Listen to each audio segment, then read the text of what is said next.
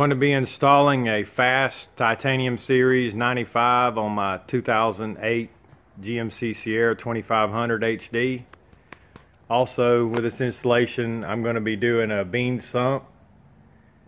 And as part of this, I'm going to include it in a separate video, but I'm going to be cleaning the fuel injectors with this product here, which I'll cover in the next video. One thing that's important about your Fass is get a copy of your receipt. All the instructions are right there, but copy down your motor number and your serial number, and that way you can retain your warranty. I got this from Thoroughbred Diesel. Inside the box you will have, of course, the Fass pump and the filters, the fuel line, the electrical connection, and this packet of hardware here, which includes your fittings, your clamps, and all your other brackets and everything that mounted up your mounting hardware. Okay, I've chose to mount mine on the second bed bolt back, which is, mine's a short bed, so it's right near the inside of the wheel well. It's going to be this bolt here. I used an air impact and an 18mm socket to remove it. Okay, I used the factory bed bolt, the supplied rubber isolation washer that's on top of this L bracket. I used the air impact to secure it in place.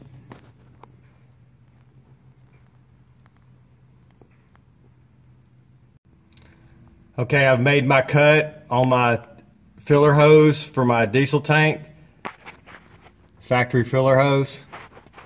Installed the return fitting and the two clamps. Used a 5/16 nut driver to tighten these two down, have much more control over the tightening process with this versus a flathead screwdriver. Okay, now I'm running my electrical connection. This wire here that has the fuse block on it goes to the battery. These are the two connectors that are supplied with the kit. I opted to use some smaller ones that I have on hand.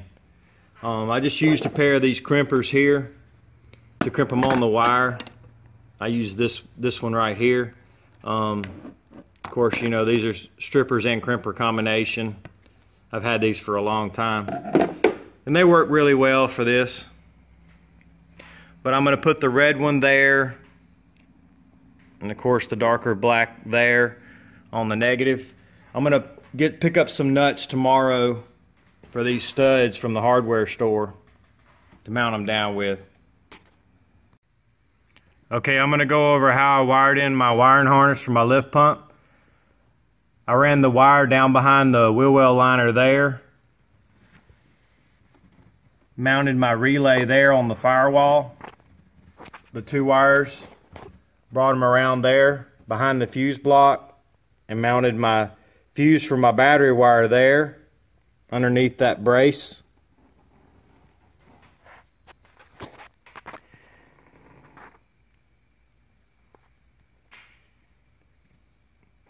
Then the wire that goes to the fuse block, I went down underneath there, trimmed it, cut it to fit, applied some electrical tape there, crimped on my connector for my fuse block.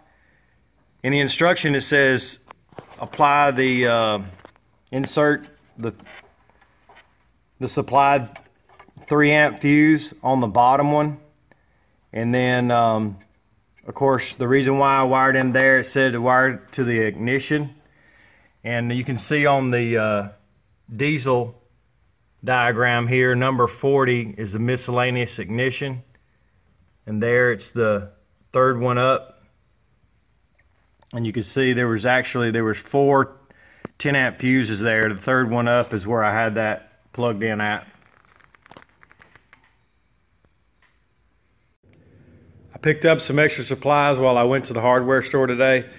I got those two nuts for the battery terminals. They were M6 was the size of those. I got some more cable ties to strap up the wiring harness for the lift pump. I got that barb fitting and cap that I'm gonna close off the factory suction line with, since I'm gonna be running a bean sump. Got some extra hose clamps, a hose pipe cutter, some RTV gasket maker that I'm gonna put on the bean sump, just like some extra protection. I'm gonna use that cutter to cut these fuel lines with. Also, I picked up this 4-foot 3/8 line that I'm gonna use when I clean the injectors. Okay, in the instructions for the Fass, they want you to apply Teflon tape to the fittings that go on the lift pump. So the straight fitting goes here, so you'll have to remove that little red plastic cap. I just used a pair of pliers to pull them out. The 90-degree fitting goes on this other side over here, and I'm going to use this 5/8 wrench to tighten it up with. It'll work really good for that. After I'm going to put it in the vise to do it. This here is a 7/8 socket, and I went ahead and decided to do the beans sump fitting too.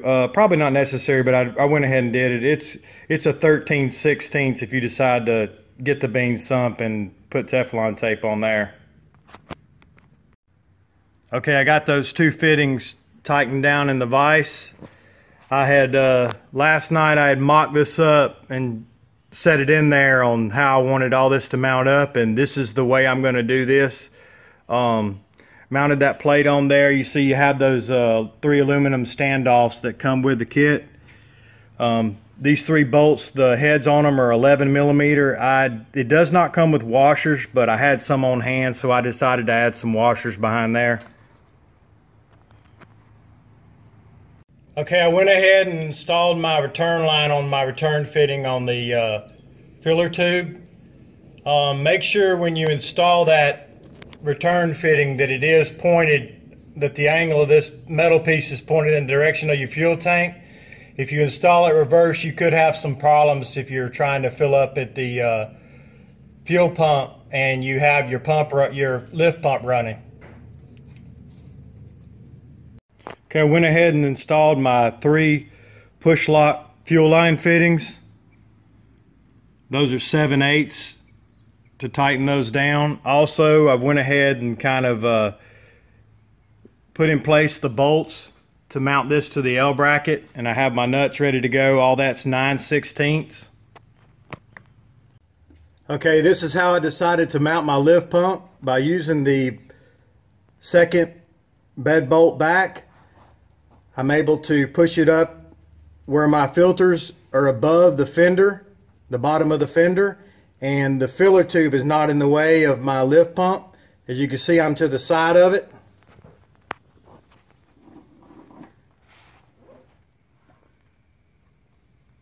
When you use that front bolt right there, that filler tube is in your way and you can't get it up high enough, and your filters are wind up hanging down below the fender. Okay, here's how it looks on the outside of the truck. As you can see, you can't tell I have a lift pump. Down below there's my 2 filters tucked away out of sight, protected. The only drawback to mounting it this way is you have these 2 brackets that you can see right here, which can easily be trimmed with a Sawzall. As you can see, it's inside the fender well just a little bit. But that may not bother you. Or if it does, I guess you could just trim it off. Now I'll go over how I decided to do my wiring.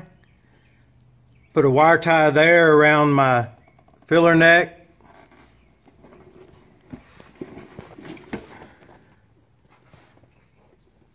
Went in behind the cab mount on top of the frame. Came out right there by the brake line. Right there's where I bundled up all my slack nice and neat. Attach it to the brake line. So I'm keeping everything on top of the frame so it's out of the way, protected.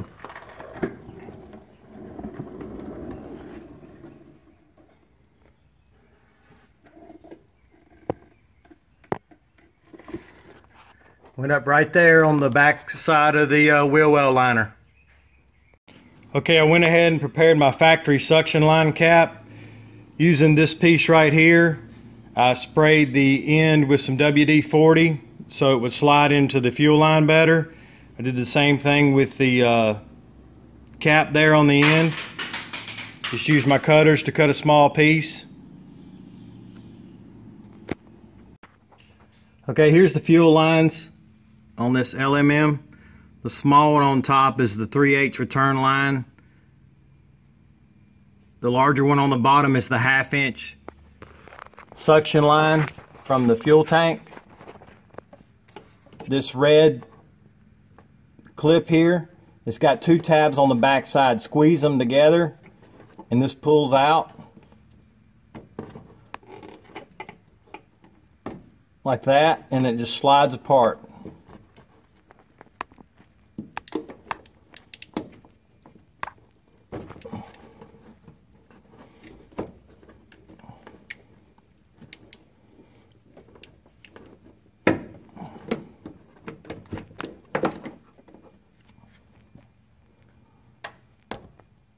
Now I'm going to take my plug, insert it into the factory suction line, and lock it in.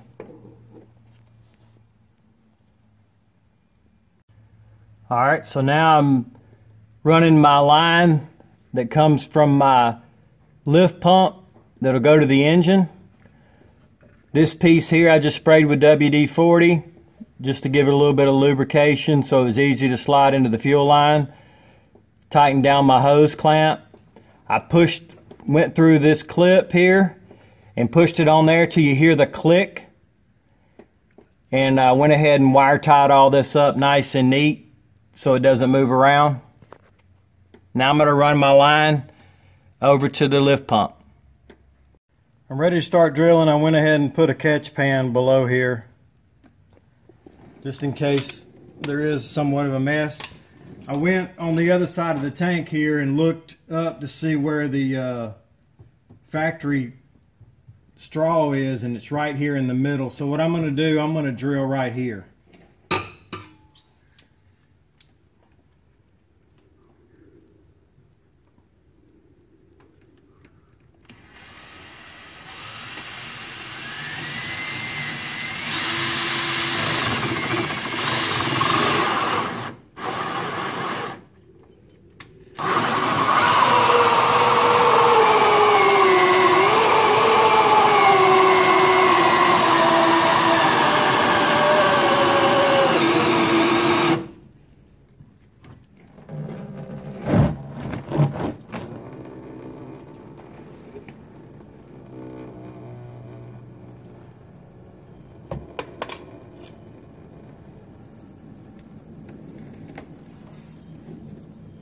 I'm just going to let that finish draining. Alright, I'm ready to install my sump. I went ahead and put on my blue RTV. I removed the drain plug from the sump, which was very difficult. That takes a 1/4 inch Allen. The 1 bolt that holds it all together takes a 7/32. The reason I took the drain plug out is so I can stick the screwdriver up through the drain plug, and it will catch here on this part that goes on the inside and keep it from spinning while I tighten it up.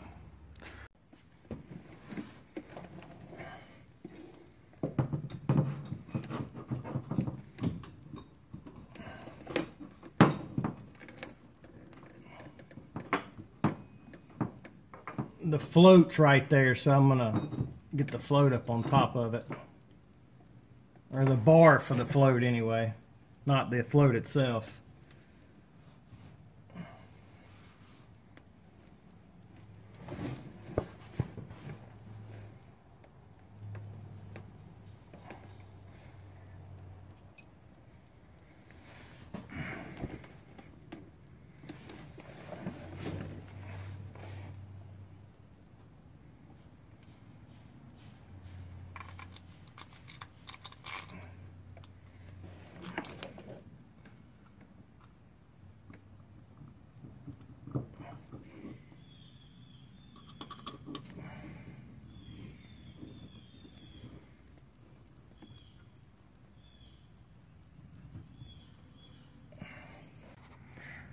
All right, so I wound up having to redo it. I took some brake clean and cleaned around it real good, and then I cleaned all the RTV off. What I think I did, I didn't get enough set time on the RTV, and so torqued this bolt here down to 22 foot-pounds with a torque wrench.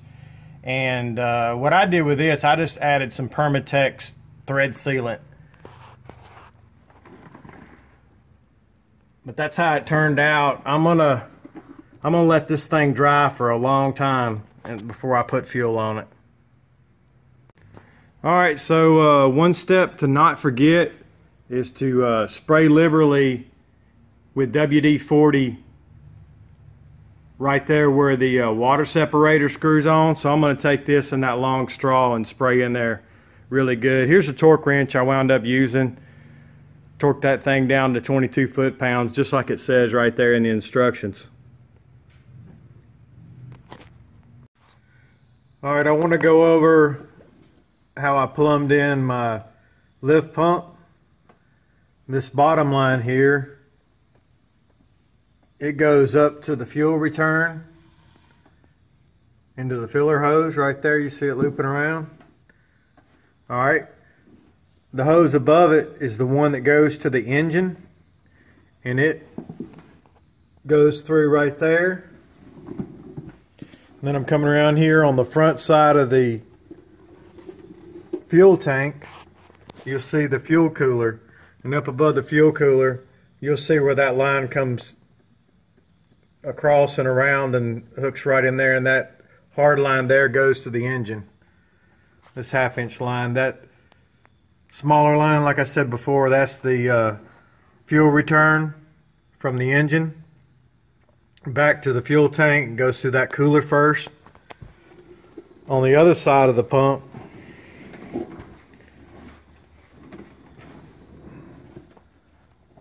we have this line.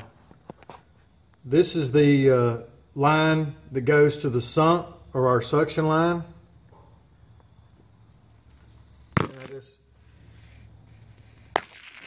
Up above there, and then down right there to the sump.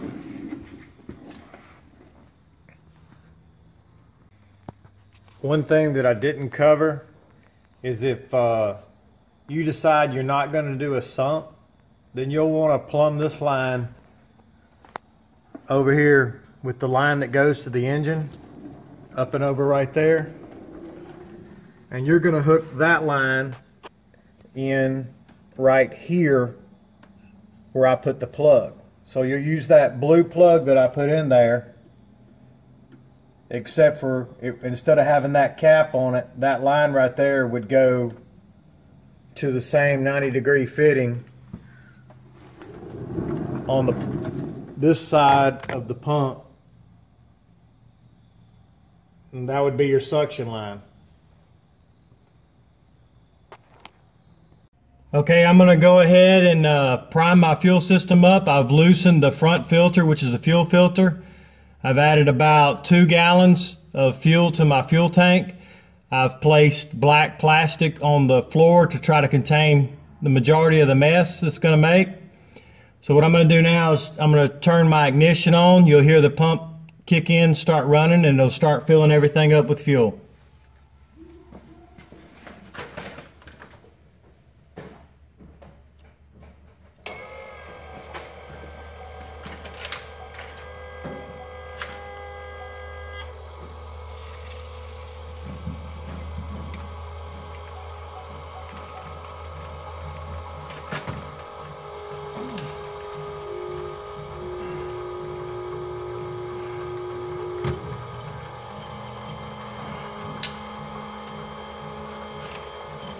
That went pretty quick because I had done it one time before, but I didn't have enough fuel in the fuel tank to quite get it.